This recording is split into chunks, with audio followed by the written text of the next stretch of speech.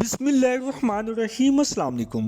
NATO کے chief Stoltenberg کا کہنا ہے کہ یوکرائن میں جنگ کئی برسوں تک جاری رہ سکتی ہے، لہٰذا مغربی ممالک کو یوکرائن کی حمایت سے دستبردار نہیں ہونا چاہیے، بلکہ انہیں یوکرائن کو مزید فوجی مالی امداد سے لے کر ہر قسم کی امداد کا سلسلہ جاری رکھنا چاہیے، جیسا کہ اس حوالے سے یہ آپ کے سامنے انٹرنیشنل نیوز ایجنسی رائٹرز کی خبر ہے۔ Russia's war in Ukraine could last year, NATO Stoltenberg says۔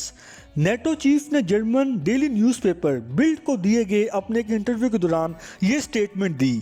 ان کا مزید اس حوالے سے یہ کہنا تھا کہ جب سے یورپین یونین یوکرائن کو نیٹو کی ممبرشپ دینے کے حوالے سے حامی بڑھی ہے، تب سے بالخصوص روس نے یوکرائن پر حملے کرنا تیز کر دیے۔ باقی جہاں تک نیٹو چیف کا یہ کہنا ہے کہ یوکرائن کی جنگ کئی صدیوں تک جاری رہ سکتی ہے، اگر تو ان کی بات درست ثابت ہوتی ہے تو اس سے جہاں روس کی اکانومی کولیپس کر سکتی ہے، وہیں یورپین ممالک کی معیشت پر بھی اس کا بیڈ امپیکٹ پڑے گا، کیونکہ آخر کب تک یورپین یونین یوکرائن کی فوجی اور مالی امداد کرتی رہے گی؟ ایک نہ ایک دن تو ان کو اپنی اکانومی بچانے کے لیے یوکرائن کی جنگ سے دستبردار ہونا ہی پڑنا ہے، جیسا کہ امریکہ نے افغانستان میں 20 سال مسلسل جنگ لڑنے کے بعد انخلا کیا تھا، کیونکہ اسے اندازہ ہو گیا تھا کہ اگر وہ کچھ عرصہ مزید افغانستان میں سٹے کرتا ہے تو اس سے اس کا اپنا ہی نقصان ہونا ہے۔ پہلے ہی امریکہ افغان وار کے نتیجے میں اپنا بڑا جانی اور مالی نقصان برداشت کر چکا ہے، اس لیے اس کے پاس افغانستان سے انخلا کے علاوہ کوئی دوسرا آپشن نہیں تھا۔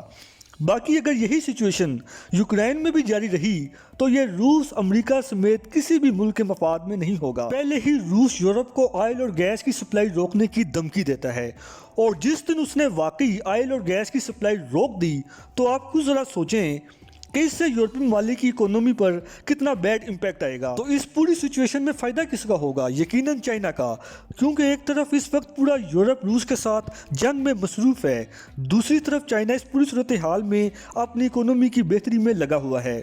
لہٰذا کسی نے ٹھیک ہی کہا ہے کہ جنگ کسی بھی مسئلے کا حل نہیں ہوتی، بلکہ اس سے نسلوں کی نسلیں تباہ ہو جاتی ہیں۔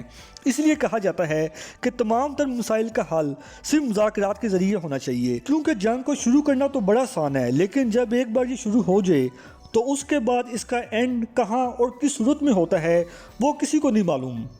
فی الحال اس وقت کے لیے اتنا ہی، ملتے ہیں انشاءاللہ اگلی ویڈیو میں، تب تک کے لیے اجازت۔ اللہ پاک ہم سب کا حامی ناصر ہو۔ پاکستان زندہ باد۔